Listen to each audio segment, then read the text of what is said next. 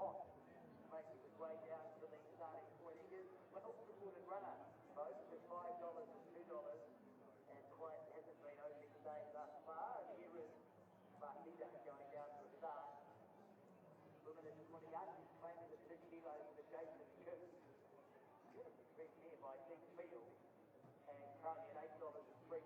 So a couple of the leading contenders make their way down to the start early for Terry Kennedy DuPont and for Jason Cook. Martita going down to the start race number 3. In association with Gloria Fair, it's the third race over the 1200 metres. Looking the rest of the field to come in the lead game.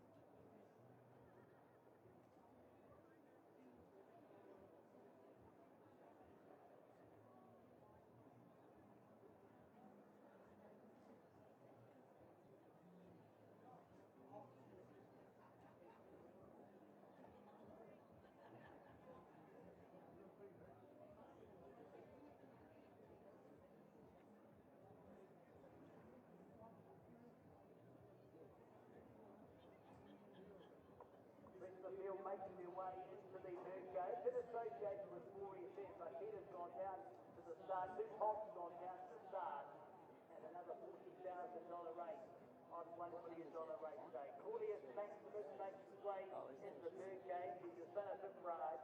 He's the winner in Ascot Park last time out. He's trained by Dick Callaway, and actually his brother who will do the riding. Currently $13, $3 back for the place. Great money. His course record is a little bit disappointing with the 9 start yet to return a dividend. But overall, he has course won the 4 wins and 4 placings from his 40 attempts. Cockahoo looks the part as well.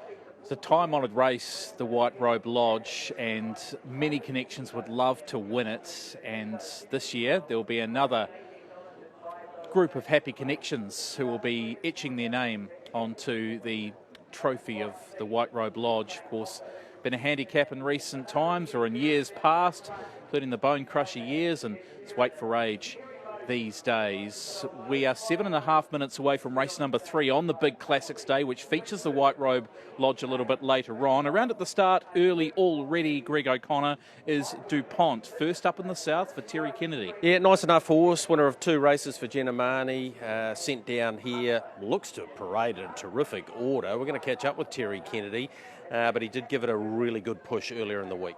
Rest of the runners, bar this horse and Bakita, are in the birdcage. So we'll take a look at Linara, number 3 in the book, the son of Lonro out of Fascination Street. A nice first up second behind Hacker Decree.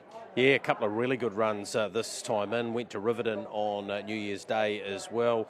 That second last time, right here at this venue. A lot of ticks going into today. Terry Mosley to ride.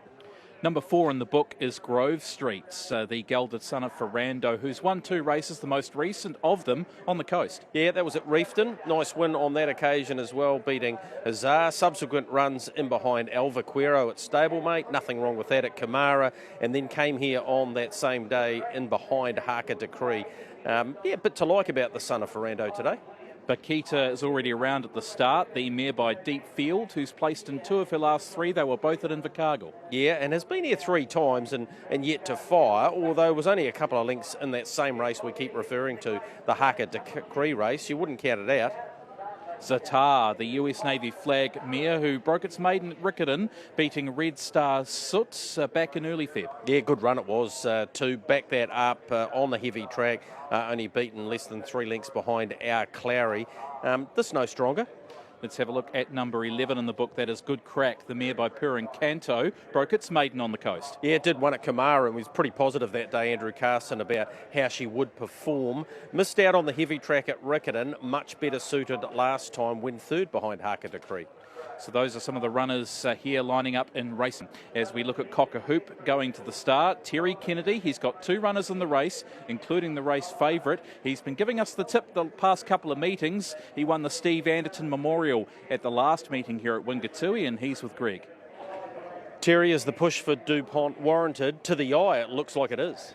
Yeah, his work's been good, Greg, and his form is not that bad up north, so he should go well enough fresh up, I think. Yeah, look, parades really well. Where would you like to see him in the run? I was talking to Jenna last night, and she reckons he's no good in front. He doesn't want to be covered up too much either, so he's going to be a bit of an awkward ride for Opie, but you got him on so he'll work it out. He's got some idea, hasn't he? What about Kingfisher?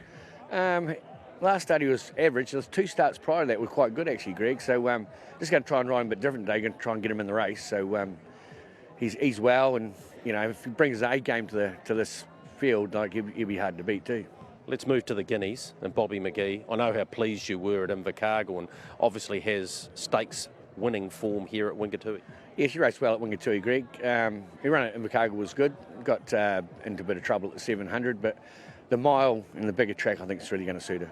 Come on since then? Yeah, she's done really well. Really happy with her. Right. Of the remainder of the team, American Javel, No Bellum, Hcap, who we keep mentioning as a form reference for this race, and Cimarron in a hot field in the last. Yeah, Cimarron, if you could run, as long as he runs 10th, you'd be right, you get a bit of money back. But probably, I reckon Hcap is probably one next best, probably.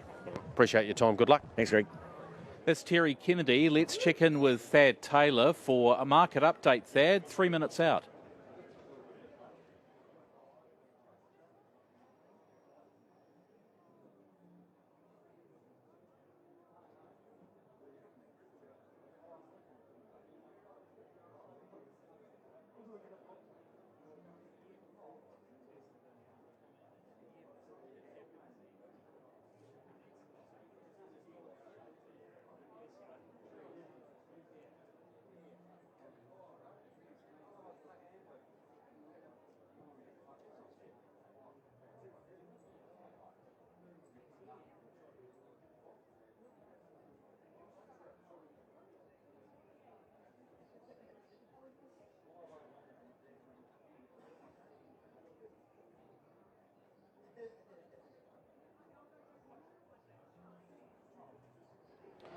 Thank you, Thad. Punters thinking that DuPont will make his first run at his new home a winning one. Greg, on top for you. Yeah, it is, and that's off the strength of what Terry's been saying in the media in the last week or so, and the fact that Northern form's always very good form, like the way the horse is paraded, nice barrier draw, Opie can posse up, come with one run at them. The way the track's playing, it was very much up and in on Hazlitt Day. It's not so much that today, which makes it pretty fair. And comparable times the first couple of races. It's not really going to be, Mark, until we get to about race 5 or 6, the open sprint and the 75 1400. We'll get a real line on what this track is doing, because the depth to some of these races is nowhere near what we're going to see later on in the day. I went with DuPont on top. Good Crack will run another cracking race here, I'm sure of that. Lanara's in good form, and Grove Street not the worst here. Just punters need to note also Bowler for the Andertons had a wind operation prior to coming back to the races this time. Just over 70 seconds away from race number 3 on the card as the loading process begins. For the second leg of the quaddie, you need number 7, Final Time. The 7 runner to be alive off the back of the 2-year-old race, the first leg. Favourite goes in without Opie Boston, who's about to reunite with the son of Bellado. Let's get upstairs to Dan Fogarty. Dan, for your top 4. I like number 3, Lanara here, but best last 200 in behind Hcap. Went second here last start. Third up in the south today, I think, will be Peking, so number 3 on top. 12, I'm Feeling Lucky, was caught late by Luna Capella at Timaru. If she can work forward from barrier 6, she's got to be a real chance here. We'll see Luna Capella a real chance in the Guineas later. Bruno's a very positive running rider, so you expect I'm Feeling Lucky to be in this for a fair way. The blowout chance, 11, Good Crack, best 8, 6 and 400 last start when running third in behind Haka Decree and Lanara. Has to be a chance here. And 8, Zata, looks like a good on-pace runner from what we've seen at Riccarton in its 2 starts since moving from the North Island. Would have to be some sort of a blowout chance. Just want to take notes on DuPont today, but definitely can win. 3, 12, 11, 8. I think there's good value to be found. Thank you, Dan. Might just get one last check of the market, Thad Taylor.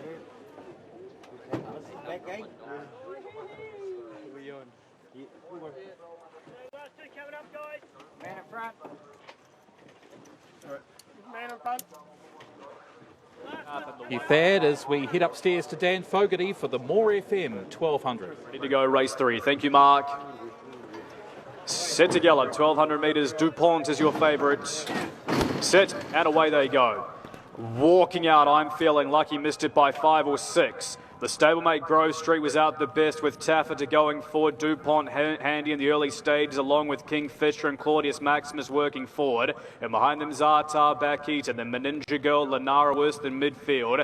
Then Unusual Affair, Good Crack taken back from Bowler, Cockahoop Keen. And after walking out, I'm Feeling Lucky, will have to be lucky from there. 7:50 to go, Grove Street half a length over Taffeta, then Claudius Maximus, Kingfisher, DuPont 5th. A length away Zartar, Meninja Girl, Lanara about to move out 3 deep on its tail back Eater. 2 lengths away Good Crack, Unusual Affair, then came Bowler, Cockahoop, and I'm Feeling Lucky. Line of 3, Claudius Maximus going up to Grove Street, Taffeta in the centre. Then came Zartar from DuPont, Kingfisher wedging off the fence out in the deep, Lanara, then back Eater. Claudius Maximus with Grove Street, then came Taffeta, DuPont 2 lengths away. Out in the deep, Lanara beginning to charge home. Claudius Maximus from Grove Street, then came Taffeta, Meninja Girl, and running on well, Lanara.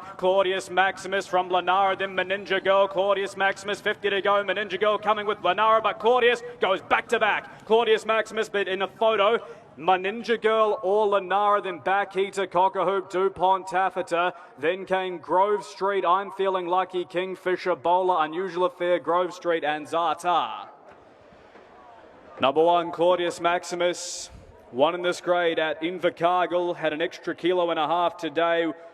From barrier 13, just worked across. Meninja Girl was absolutely storming late with Lanara. And Claudius Maximus for Akshay Baloo and Lee Calloway got another bite at the 65 cherry and will take it. 1